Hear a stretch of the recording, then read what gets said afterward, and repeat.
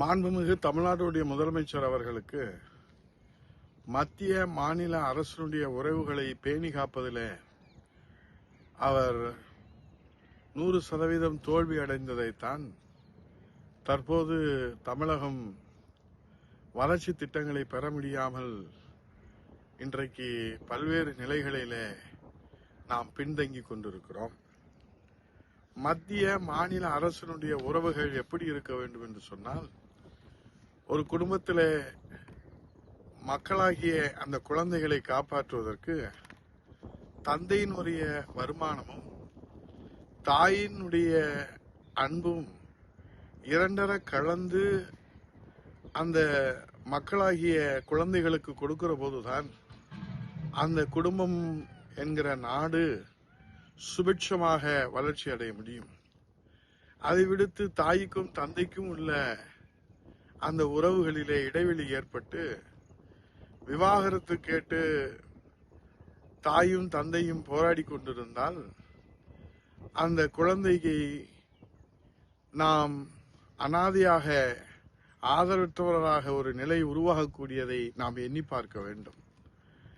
ஆகவே நமக்குள் 1000 ஈகோ பிரச்சனைகள் இருந்தாலும் இந்த தாய் தமிழ்நாட்டு மக்களாகிய அந்த குழந்தைகளை கண்ணை இமைகாப்பது போல் காக்க நாம் உரிமைகளை பெற, வளர்ச்சி திட்டங்களை பெற, வளர்ச்சிக்கான நிதிகளை பெறுவதற்கு ஒரு தாயாக இருக்கிற முதலமைச்சர் தந்தையாக இருக்கக்கூடிய மத்திய அரசிடமிருந்து நிதிகளை பெறுவதிலே அவர்கள் முழுமையான ஒரு அணுகுமுறையை, வெற்றிக்கான அணுகுமுறையை, சாத்தியக்கூறுகளுக்கான அணுகுமுறையை பெற வேண்டுமே தவிர இப்படி விவாகரத்திற்கு கேட்டு போராடி கொண்டிருந்தால் குழந்தைகளுடைய எதிர்காலம் கேள்விக்குறியாவதைப் போல இன்றைக்கு மத்திய மாநில அரசுகளிலே மாநில அரசினுடைய தவறான அணுகுமுறையாலே மெட்ரோ ரயில் திட்டத்தை நாம் இன்றைக்கு உரிய காலத்திலே பெறுவதற்கு வாய்ப்புகள் நழுவி போகிறது.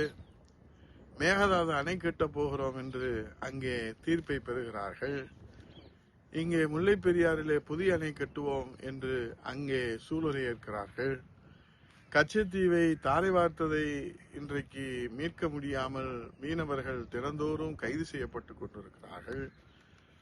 ஆகவே இதையெல்லாம் சிந்தித்து பார்க்க வேண்டிய மாண்புமிகு முதலமைச்சர் அவர்கள் இப்போது மதுரை கோவை மெட்ரோ ரயில் திட்டத்தில் அனைத்து இந்திய அண்ணா திராவிட முன்னேற்ற கழக ஆட்சியிலே புரட்சி தமிழையா எடப்பாடியோட ஆட்சி காலத்தில் தயாரிக்கப்பட்ட விரிவான திட்ட அறிக்கையை கிடப்பிலே போட்டுவிட்டு இன்றைக்கு 2017 மெட்ரோ ரயில் திட்டத்திற்கான விதிமுறைகளுக்கு மாறாக மக்கள் தொகை கணக்கெடுப்பை வழங்கி அதிலே இன்றைக்கு திட்ட அறிக்கை திருப்ப அனுப்பப்பட்டிருக்கிறது என்ற ஒப்பாரியினாலே தமிழ்நாட்டு மக்களுக்கு எந்த நன்மையும் ஏற்பட போவதில்லை.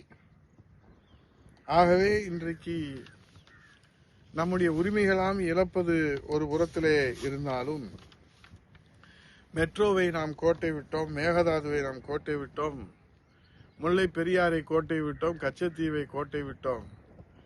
இப்போது ஜனநாயகத்தையும் கோட்டை விடுகிற ஒரு போராட்டத்தை மாண்புமிகு முதலமைச்சர் முத்துவேல் கருணாநிதி ஸ்டாலின் அவர்கள் உச்ச நீதிமன்றத்திலும் மக்கள் மன்றத்திலும் தொடர்ந்து அவர் நடத்தி கொண்டிருக்கிறார்கள். கடந்த 21 ஆண்டுகளுக்கு மேலாக வாக்காளர் பட்டியலை திருத்தம் செய்யப்படாமல் இருப்பதால் அதில் ஏராளமான குளறுபடிகள் இருக்கிறதை நாம் கண்கூடாக பார்க்க முடிகிறது. இப்போது நாம் ஆங்காங்கே சென்று பார்க்கிற போது அந்த குளறுபடிகள் பட்டவட்டமாக வெளிச்சம் போட்டு காட்டப்படுகிறது.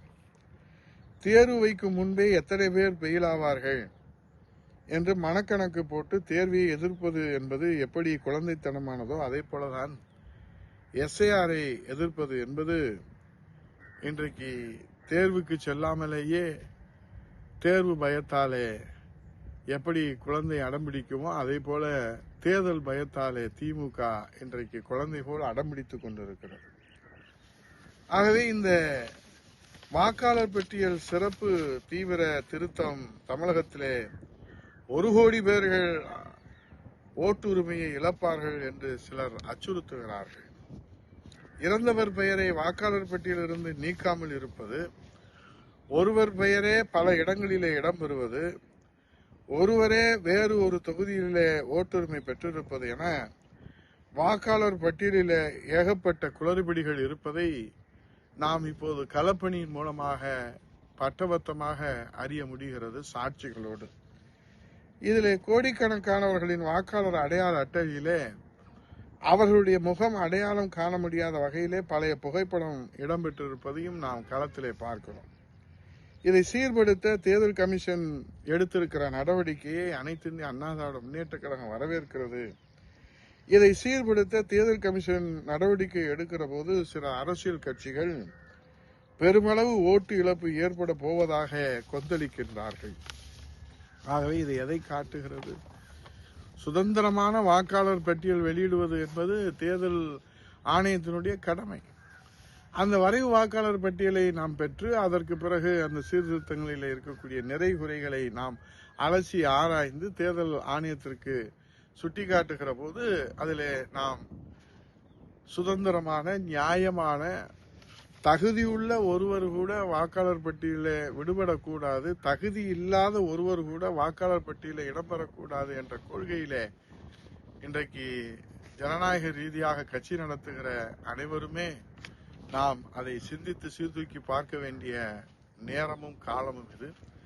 ஆகவே நான் மத்திய அரசை எதிர்க்கிறேன், இன்றைக்கு போராடுகிறேன், இன்றைக்கு வாதாடுகிறேன், இன்று தொடர்ந்து ஒரு மாய தோற்றத்தை ஏற்படுத்துகிற மாண்புமிகு முதலமைச்சர் அவர்களே, மாயமானை தேடி போனதை போல இன்றைக்கு நீங்கள் தமிழ்நாட்டு மக்களை தவறான வழியிலே வழிநடத்தி செல்கிறீர்கள் என்பதை மட்டும் எச்சரிக்கையாக இன்றைக்கு மக்கள் உங்களிடத்திலே எதிர்ப்பு தெரிவிப்பதை நீங்கள் புரிந்து கொள்ள வேண்டும்.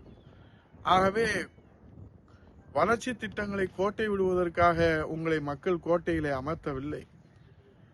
வளர்ச்சி திட்டங்களை நீங்கள் பெற்றுத் தருவதற்காகத்தான் உங்களுக்கு ஆட்சி அதிகாரம் என்பதை மனதிலே கொண்டு போராட்ட களம் என்பது ஜனநாயகத்திலே முதன்மையான உரிமை என்றாலும் கூட ஆட்சி அதிகாரத்திலே வளர்ச்சி திட்டங்களை பெற்றுத் தருவதும் முதன்மையான கடமை, தார்மீக கடமை என்பதை மாண்புமிகு முதலமைச்சர் அவர்கள் மறந்துவிட்டாரோ என்கிற அச்சம் தமிழ்நாட்டு மக்களுக்கு ஏற்பட்டிருக்கிறது.